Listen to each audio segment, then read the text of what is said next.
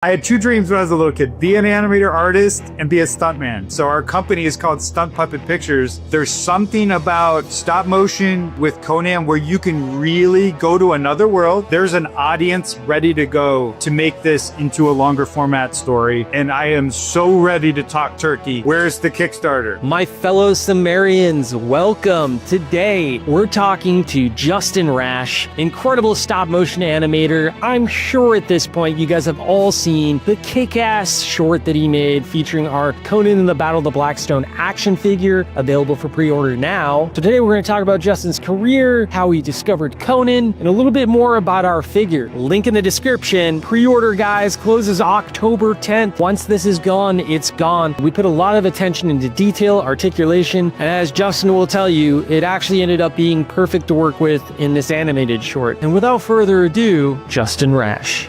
Tell us a little bit about your involvement with the Conan franchise and what that was like for you and how you brought everything to life. First off, I cannot believe that I'm working with you guys, period, right? Like talking to Frazetta, getting the connection with them, I was kind of blown away. And then now to actually be the real Conan people is like mind blowing. So honor on top of honor. And then also, I just feel like there's this weird thing happening in the universe. All of the things that I love and are really passionate about are like sprinkling to each other and then becoming things. And it's been kind of like that my whole life. I chase my passions fully, heart wide open, and universe is just kind of delivers. So like you guys finding us and us working together is like the animation gods are delivering to all my prayers. And so it's incredibly huge honor. I cannot believe it. The new figure is awesome because a lot of toy animation is so hard. It's all hard. I don't even know. Stop motion is hard, period. But when you're dealing with toys, you know, they look amazing, but they're not built for animation. They're too tight. They're too limited. There's too many issues with being able to have a mobile character.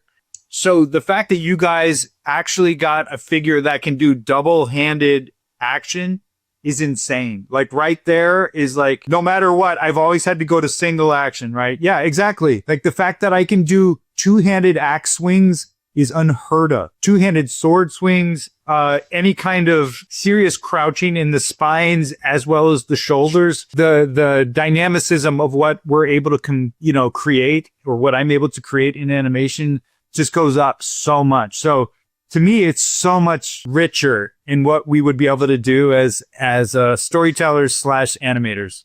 Amazing. I love it. I love what you guys are doing, obviously, with kind of the big mashup with Battle of the Blackstone. And yeah, you're just taking my favorite characters and you're realizing them in this really fun way. So but the honor is ours. You created the landscape. It's like a Mountains of Madness type ice cave. Yes. And I was like, oh my God, that's even better. I mean, you really took the concept and then you just rolled with it. And then the other thing that it was so cool to see is that you do your own storyboards. Like were you trained in weaponry and stunts? Because that was one of the coolest storyboards I've ever seen, man. That's so cool. Yeah, I definitely, I'm not trained in weapons, but I'm trained in gymnastics. I'm trained in martial arts. I'm trained in like parkour. Like I've done stunts for my whole life. And even as a young man was doing them for video games and some film stuff. So I had two dreams when I was a little kid: be an animator artist and be a stuntman. So I have this beautiful thing where I can combine both into what I do as a living, right? So our company is called Stunt Puppet Pictures because we're always trying to do higher action choreography. My wife's a dancer. She was a professional dancer for 40 years. So she brings a lot of awesome choreography stuff into it.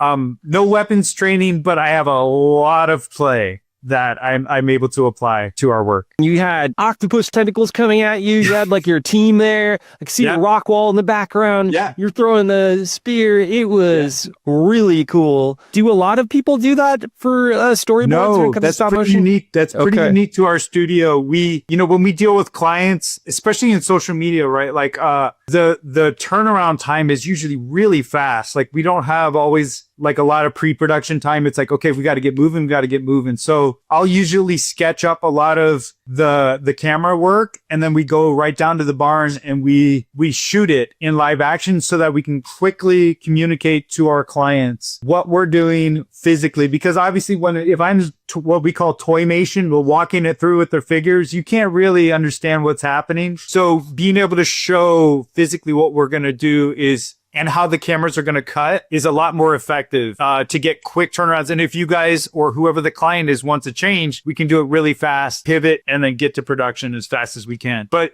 it's something I learned at Blizzard, the video game company, because I was in the cinematics division. And there was a director there who he would ask me to come out and obviously do a lot of some of the physical stuff, some of the stunts or some of the acting, the character acting for all these different characters. And I was like, wow, they really, quickly turn around what it's going to look like and cut like. And then they give it to the CG previs guys.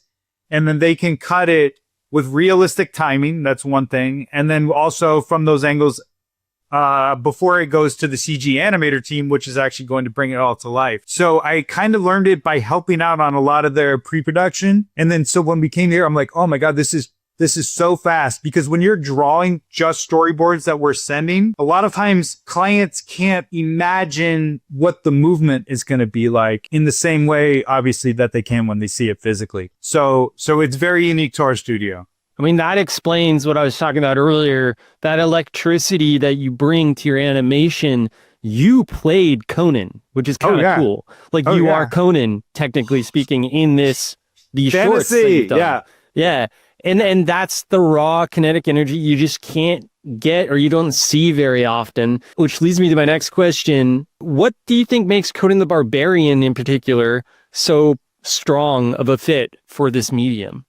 Oh, man. Because, dude, like you're the only person to ever do it that I know of. Yeah, but it's like there's something about it that feels like it's just meant to be, to see him in this format. I completely agree with you. Like, and I think it's that thing we were talking about, like live action Conan, awesome, right? It's all of our dreams is to see more Conan movies made. Animated Conan, unless they really were able to go mature 2D animated Conan, I think it's limited because that 2D softens it in a lot of ways. There is a lot more mature 2D animation happening these days, but it hasn't happened really yet.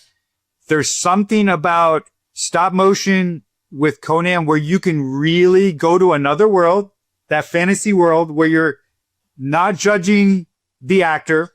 That guy's not right. That director made the wrong decision. It's too corny, whatever. And then you're also able to do a violence, I think, that is serving the Conan storylines properly in stop motion. So like I said, it's still violent, it still can be totally badass, but it doesn't hit the graphic, mature grotesqueness that maybe some of the other ones couldn't do or could do too much or whatever. And then it's otherworldly. It's just, there's a fantasy magical element to it that is automatic when you start seeing stop motion, especially if it's well done, right? Like choppy, crappy stop motion is not going to be the same kind of disbelief or suspension of disbelief that you get when you see like some well done stop motion that feels like it has weight and physics and like kind of a realistic world that you're creating and living in. So I think it's right in that special place where you can really let go of some of your preconceived issues that you have from comics or from the books or from movies, and you go to this new place that's closer to Conan, the Conan we all love from all of those, and then go on this new adventure with it and enter that fantasy realm. Yeah. I think you answered that perfectly. That makes sense. I think there's also a raw unpredictableness to the nature of this medium. And with a character like this, you're absolutely right. Like, you're going to have preconceived notions if it's live action about how the person should look. If it's animation, it's almost too planned. Even if it's, whether it's CG or 2D, that stuff's planned down to every fraction of a second. Not that stop motion isn't, but it's because it's real. There's that rawness to it. And I feel that fits the character. Conan is unpredictable. You haven't seen nothing. You know what I mean? You've seen these two little bite-sized clips. The stuff that I would love to do would blow their freaking heads off. Like the fans, like, and that word I think I used in one of our emails, it's fresh. Does that make sense? Like fresh. It's like offering something you have not seen before. Especially with stop motion. You know, like Leica is one of the best of the best. I mean, they really are.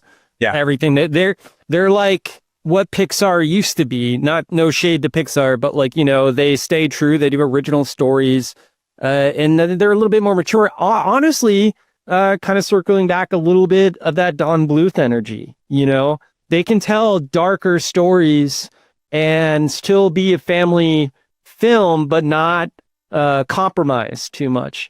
And I wanna talk about like where you would go if you could do anything, but first I just want to know what is it like going from this smaller Conan project to going to a studio like Leica where you're working on a team?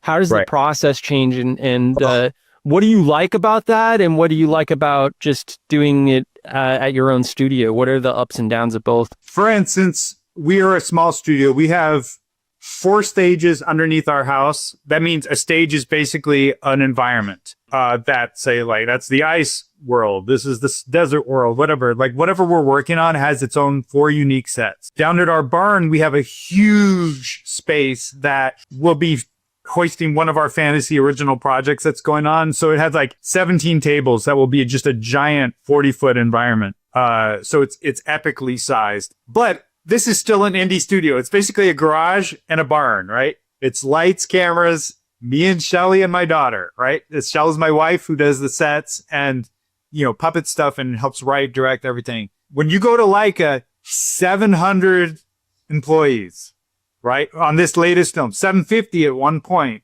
That is like 750 of the severely talented, every role that you can imagine that happens in film. Cloth, clothing, sculpting, molding, painting, hair, animation, camera, lights, motion control, sets, greens. Like every department is like puppet hospital, like armatures. They're all these really severely talented people that all come together. And when I go to Leica, being my role as an animator, it's very similar to being an actor in on a feature film because it has those same roles all over the place, right? So you go in there and you just sit in your chair and you wait for them to go like, okay, Justin, you're on. And then you go animate, right? And like you do your acting or you do your bit, whatever your shots are, whatever you get cast for. So what's cool about it is that that's the one thing I do is I'm an animator. I go there and I just concentrate on performance only. I don't even do camera. I don't do lights. That's somebody else. Everybody else is doing that stuff. So it's really cool to just be able to do your one part at the highest level humanly possible in our medium. They spend a lot of money to make sure that it's as good as it possibly can be.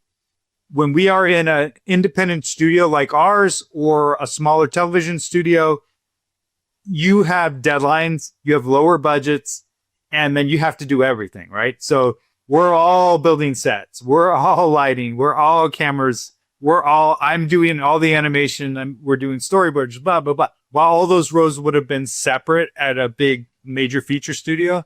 So, which is fun. I don't want to say that's not fun. It is fun, but you don't get to specialize in anything. You're really having to do it all. So really awesome to own everything, but you don't have the time. You don't have the money. There's a lot of things that you wish you could do better or fast, you know, whatever the role is. So that's the biggest difference.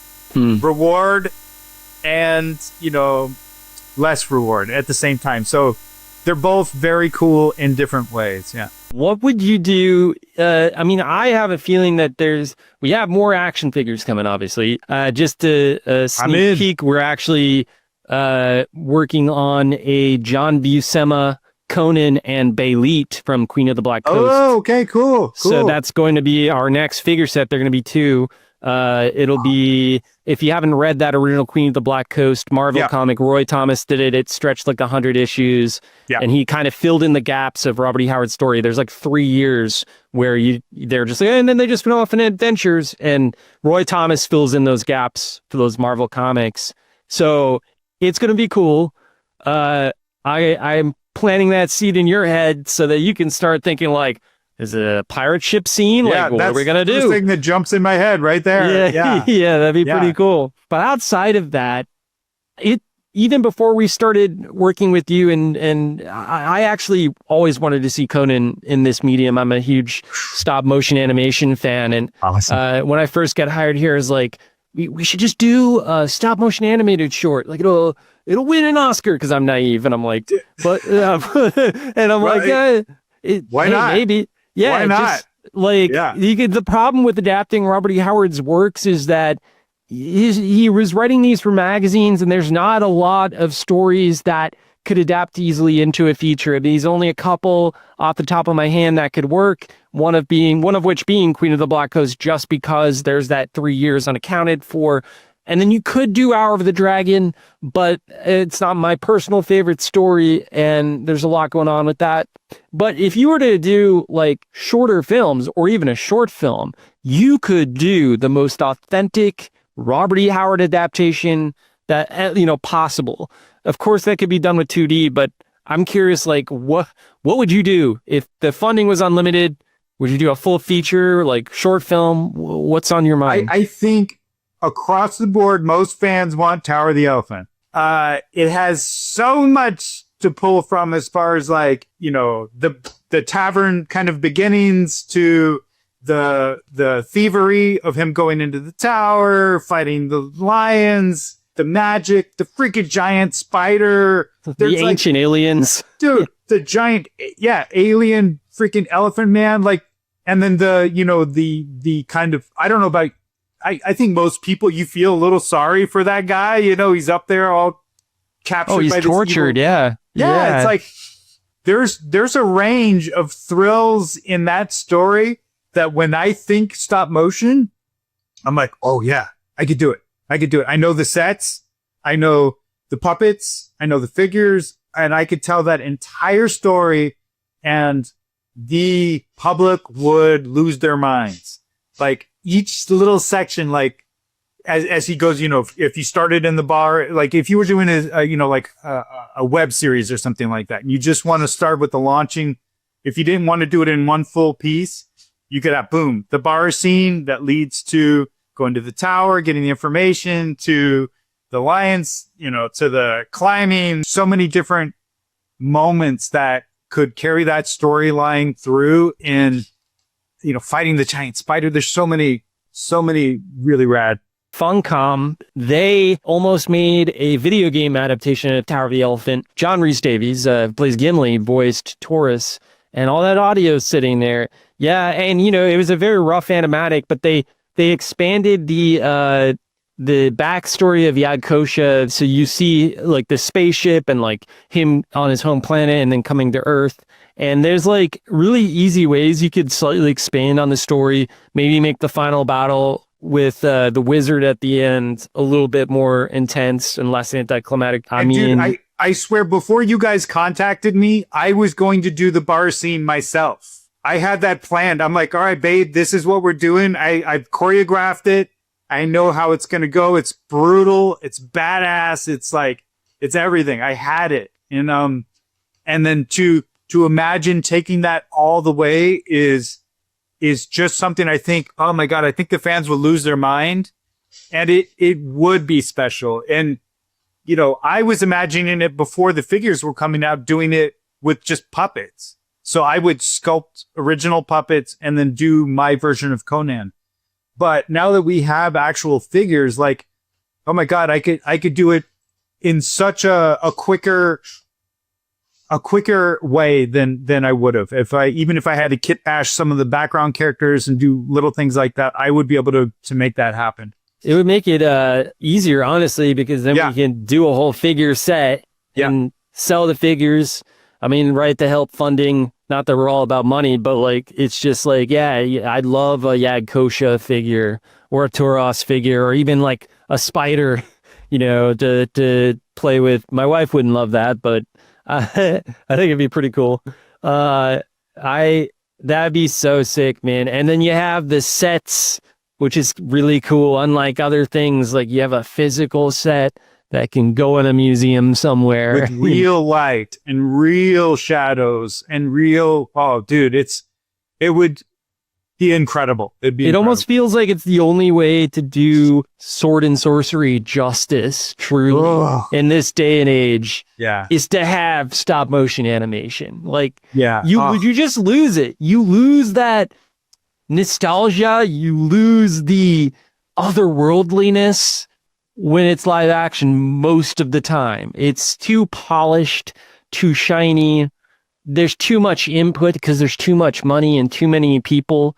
But when it's a small crew and you have practical sets, there's just something that feels like it's stuck in time and you can really be transported there. Oh, and man, I'm telling you, like with the passion that I have for Conan and all sword and sorcery and just badass stuff in general, Justin, let's be honest. I mean, you understand Frazetta. You know, we're talking Lord of the Rings earlier. I mean, I see your office and it is so rad, man. It's like just for days. Gremlins. Oh, I love the Gremlin Gizmo short you did too. That was really thanks, cool, man. That was one of my daughter's training grounds for there. Speaking of Secret and M, all my cells up there. Oh my God, cells! That's so cool. And all the cells up there. There's Jeremy, and these are all from Secret and M. Since that was such a big part of my like launching into stop motion. I love Don Bluth, man. Land Before Time and Fievel Goes West, and oh my God, there's so much. Secret and M. Yeah, Secret and M is so good. That's probably my favorite. Honestly. It is mine for sure. Like I love a lot of his stuff. I love Land Before Time a lot too, but I definitely like Secret and M is that's literally the moment that I was born as an animator. Like the seed was planted when I saw that film. It's so incredible. I wish he'd come back and do one more at the very least. Well, I mean, dude's definitely getting up there nowadays. I'd love to see another one from him and Ralph Bakshi. Those guys are so great. Bakshi too. But it's really fascinating because Ralph Bakshi, you know, he was always on that edge of Hollywood where he was this really indie guy, worked on really low budget, but he was making stuff, you know, and had a nice career. But I think he was always on the edge of like Hollywood didn't know quite what to think of him, or if he was, you know, a little too edgy, maybe. Oh, he certainly was. Yeah. for mainstream Hollywood. But dude, I mean, he did a speech many years ago that I think about all the time when he was just talking about to young animators. Like, he's like, just go out there and do it. Like, you have no idea how hard it is to make a film in the old days when you had to do it on film and you had to do blah, blah, blah, blah, blah. 8 million people to do each little section of what it takes to make a film. And now it's all on this little freaking box on our desks. Like, the whole studio is right there. And like, go do something. Like, if you're complaining about like what's in animated, you know, content or whatever, or you feel like you have a message or a voice that you really want to get out there, you have no excuses these days with how inexpensive it is compared to the old days and how accessible it is in every single way. So I've thought of that so many times over the years, and like, you know, it informs me because I want to do my own feature. I want to do my own storytelling, and that is driving me throughout. And that's Ralph Bakshi for sure. Like I was just like, wow, man, fires you up in the guts to go out and make something, you know? Truly, I mean, yeah, and he technically directed a live action Lord of the Rings before Peter Jackson. So, Dude, I mean, Fire and Ice was live action too, basically. yeah, it's true. Yeah, Fire and Ice is so good. You've met the Frazettas, right, Sarah? I've never met, but we've communicated obviously through the internet and stuff like that. So it was really just like talking to you and Conan people. Like, it was such an honor to get connected to that family, to the people that inspired me so much as a young artist. Like, I talked about Don Bluth, Frank Frazetta, man. Like, I cannot tell you how much I've poured over his paintings and how much it got me interested in reading as a kid, seeing his covers for those like grocery store soft covered books. You know, when my mom's out there shopping, I was in the freaking magazine section pouring through those books that I would have otherwise not read if it weren't for those covers at that time. You know, it was like a leap into young adult reading. Yeah. And Heavy Metal magazine. And, I mean, dude, God, dude, I still am just a monstrous fan. And, you know, seeing them come back just recently with all of their online presence and kind of getting the magazine going again, I just have these visions and praying like maybe someday they'll make Heavy Metal, you know, 2028 or something. Well, you know that they Tim Miller, Love, Death, Robots was supposed to be Heavy Metal, right? I know all about it, man, because he was a huge fan too. And obviously, like so many people that got into that genre. But I was actually supposed to direct a short for season 1 of wow, that's so Love, cool. Death, Robots. Oh, so man. I worked with a really amazing concept artist and one of the other directors there, these two Italian, really talented guys that we were putting together a really amazing stop motion short for season 1. And it was at this really tricky point where I was working for this video game company called Blizzard Entertainment. Oh, heard of it. Yep. And I just came back from working on Kubo and the Two Strings. And I was able to be offered a full-time position on Blizzard, or I could go direct this short for Blood, Death, Robots. And then it was just getting a little shaky, and I needed some more security after kind of spending 10 months doing the storyboarding and getting everything ready. And we were having some budgeting issues trying to get the cost to a place where we could afford it. And I took the Blizzard job instead. But it was always a moment in my life where I was like, okay, this is a pivotal, like I'm going here and I could go boop and start going this way, or I could stay on this path here. And part of me, I never regret, but like, I was like, wow, I wonder what would have happened if I would have stayed that course as a young filmmaker director. But it's all of that. And I do hope, like, you know, they're on season 4 or whatever it is now, that they think about it again and they call us one more time, say like, let's do something. And it would be amazing to incorporate fantasy or anything in that kind of heavy metal flavor. I mean, you'd be the guy for it. I wish, you know, the magazine seems to be received well with the reboot. I know at Comic-Con they had a booth and I went over and brought a bunch of Conan gear. I'm like, hey, I'm with the Conan guys. I love you. Like, take some Conan stuff. And they give me like a heavy metal pin. And I was like, this is so dope. But yeah, I mean, what you just spoke to, that's like the truth of the creative industry that a lot of people don't think about, is like it's so hard to break in and you have to make these tough decisions regardless of how talented you are, you know, and you are extremely talented, as everyone listening knows. Just looking at all your work, I mean, there's so much passion and there's a kinetic, raw energy when you bring just this action figure to life. Like, it's kind of like Robert E. Howard writing on the page. His words were poetic. They had electricity to them, to all of his words. And you kind of have that with animation, which is really cool. And thank you. So I want to know a little bit more. It sounds like you're such a creative dude, and I want to know, like, how did you specifically get into stop motion animation? What was your career path like? So, like I said, I started with 2D, like most young artists do, because that's the most accessible to us. So by the time I was a teenager, I was just a huge fan of all things animation. And I was also a huge fan of special effects, practical effects like, Harryhausen films, Phil Tippett monsters all through the 80s. Anything that was practical, I was really, really into. So me and my brother wanted to do that as a living someday, was to get into film.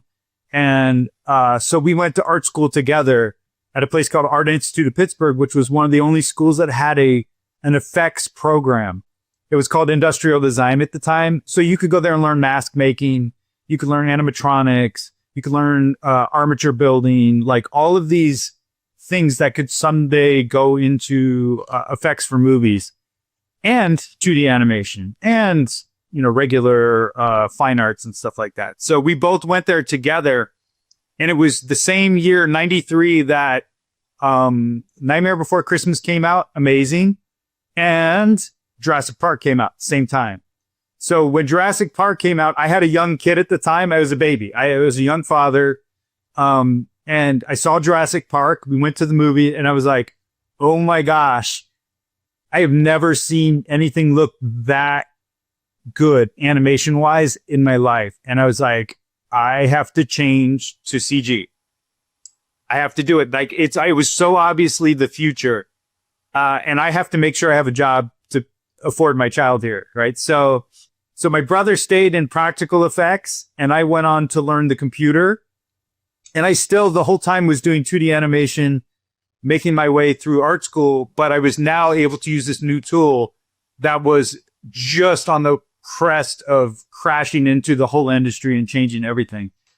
So I did that and I got in and I had a beautiful career for about 10, 12 years while my brother was working in films. And then all of a sudden I got really bored with the computer, and I can't even say really bored. It was, my grandmother came over and my grandma would all be like, show me your art, show me your art.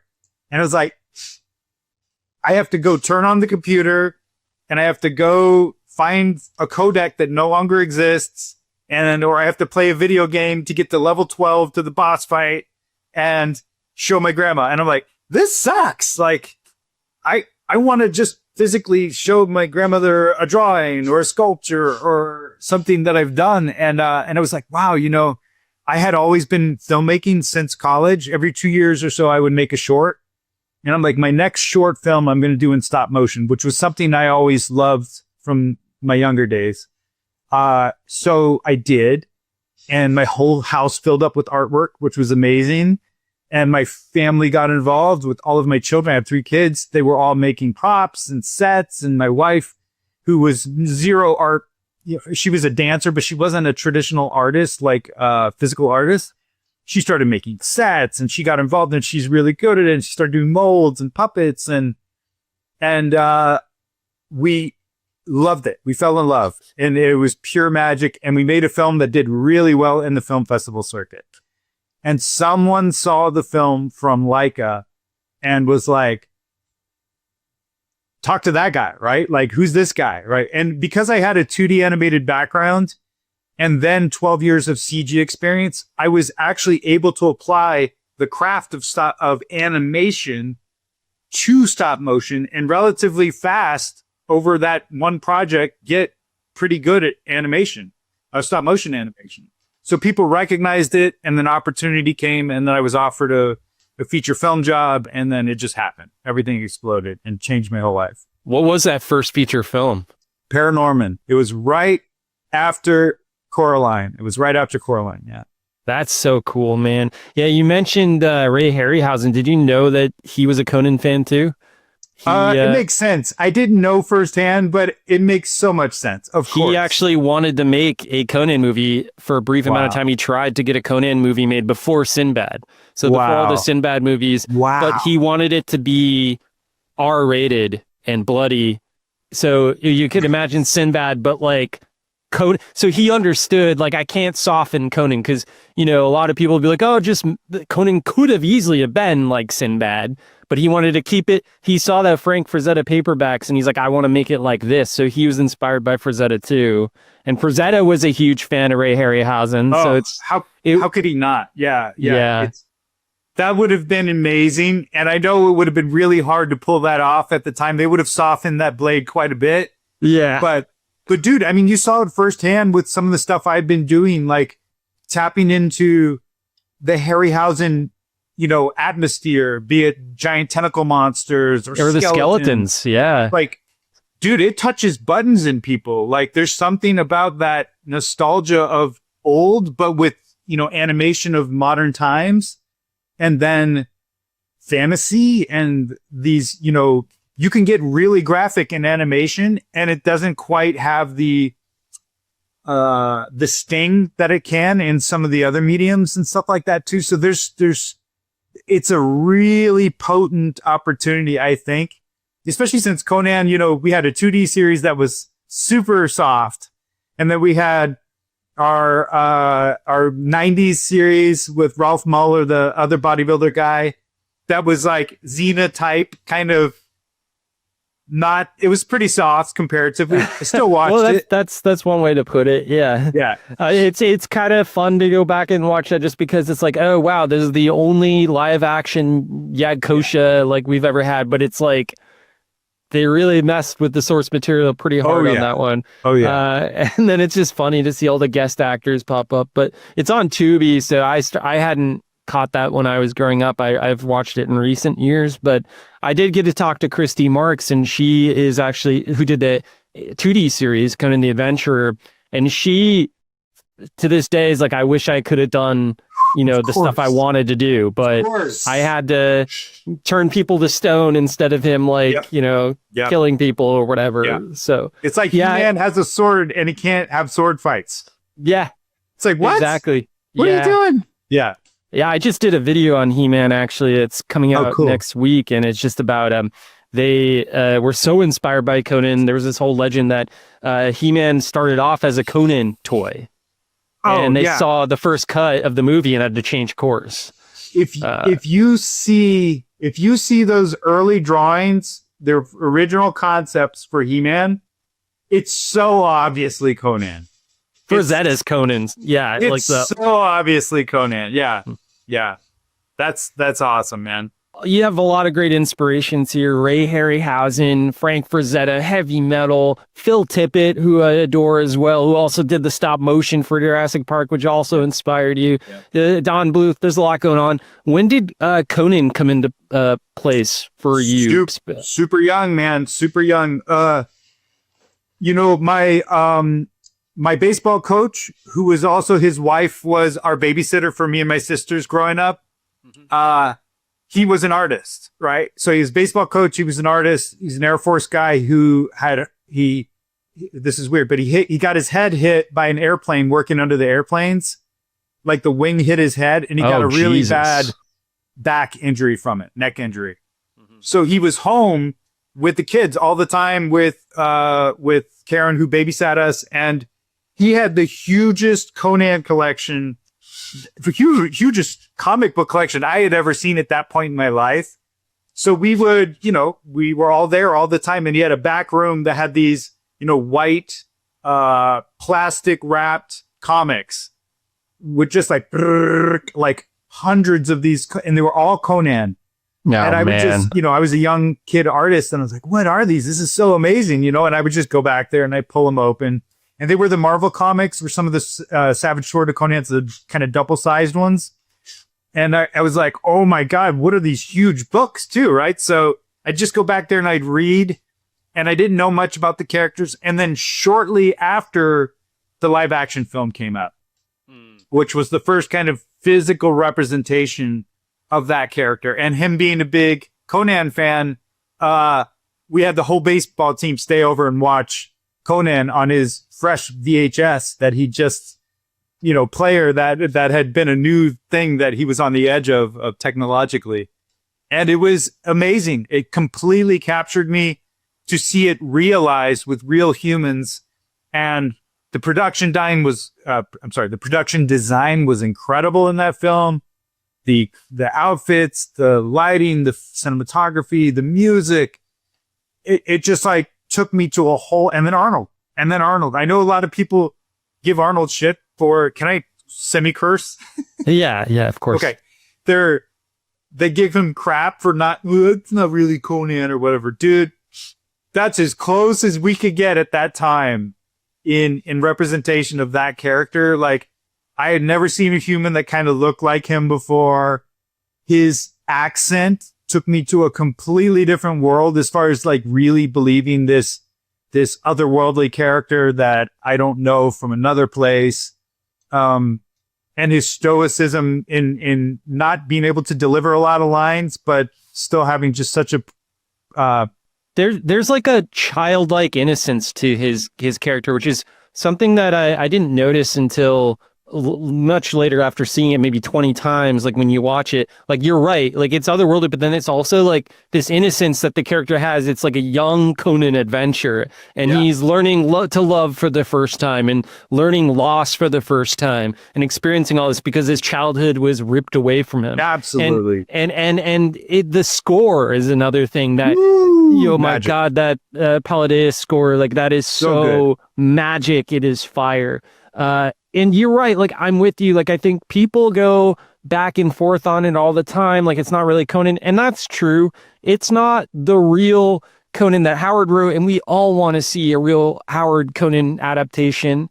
But there is a place for Arnold's Conan, and there's no doubt just he really did so much for Conan and the brand as an actor, and that version of Conan is so important to me. And so many people there, you can separate the two and be a fan of both. Yeah, absolutely. Absolutely. It's the closest we've ever gotten. You know what I mean? And there were things that they just hit out of the park in that movie too. Like really some beautiful moments. Like some of the stories, obviously it's kind of a hodgepodge of some of the classic stories that kind of came into this new script. But man, it's still capturing the vibe of what it is, and Conan and James Earl Jones. My God, dude! Like I appreciate his performance more and more and more. When I got this job, I was like, he was really old, but he was still alive, and I was like, gosh, I got to build up the channel enough so that I can talk to James Earl Jones, maybe. But he was in his like 90s, I think, and then he passed, and I'm like, God, dang it, that opportunity, but. He just gives me chills in that performance. Dude, it is otherworldly. He was, to me, better than Darth Vader as Thulsa Doom. Oh, hands down. So much better. And I just did another tour at Leica on Wildwood. I was just telling my daughter this. I watched Conan 3 times while I was there. Oh, 3. Man. I'm not even kidding. Like, I've seen that movie so many times where there's a website called listentoamovie.com, and I just put on these films that I love and inspire me and keep me moving and grooving. And I just put on that soundtrack or the commentary, and I just listen. And then I'm just animating with all the fire and doing everything I got to do. I love it. I don't even need to watch it. I've got it so in my head. Have you, one story I think you should check out that I think you'd really dig is Bran McMorn, Worms of the Earth. I'll send you a copy of that. I think you'd really dig that. It's got some really cool horror elements to it. But Bran McMorn is essentially same world as Conan, right? But it's more in our time. So it's after the Hyborian Age has collapsed, and he's the last king of the Picts. The same Picts from Conan's time, the same Picts from Kull's time and the Age of Atlantis. That's one of the things that I love so much about it. Is like I would love to see you tackle all these other characters too. If I think you could do an amazing Kull short too. Just Kull of Atlantis is more high fantasy, but you got the right energy for it, man. So oh man, yes, please. That's all I got to say is yes, please. I'm in for sure. Hey man, this has been great. I can't thank you enough. I mean, this video that you made for us is so special. The fans love it. They want more instantly. It's like you packed so much in to 10 seconds, and I've probably watched at least like 24 hours of that 10 seconds. Like, it's like on repeat. I loved it. All of us adore it. Thank you so much, man. It's like our greatest honor to have you on board, and I'm really looking forward to our next collaboration. Yes, me too, man. And like I said, like I can't tell you how many messages I got privately on my social media accounts saying like, where's the Kickstarter? Where do I send money? How do I do this? Like they are asked, there's an audience ready to go to make this into a longer format story or a web series or a film or whatever we want to do. And I am so ready to talk turkey at any point. If anyone wants to make this real, Well, guys, everyone listening right now, you heard the man. If you want to see Conan in stop motion longer than 10 seconds, first starts with just your support. So sound off in the comments. Let us know what you would like to see. Bye, Crom. That was amazing, you guys. Follow Justin Rasch if you want to see more, if you're not already following him. Do you guys want to see a stop-motion animated feature of Conan or a short film of Tower the Elephant? What kind of action figure should we make next? We've already mentioned John Buscema's Conan and Belit, Queen of the Black Coast set. Behind the scenes, filmmaking Arnold with the stogie in his mouth as Conan. Let us know. Again, that pre-order, guys, closes October 10th. Once this is gone, it's gone. There will be no second chances. Smash that subscribe button. Help Conan conquer YouTube. I'm Sean Curley. Crom back for more next time.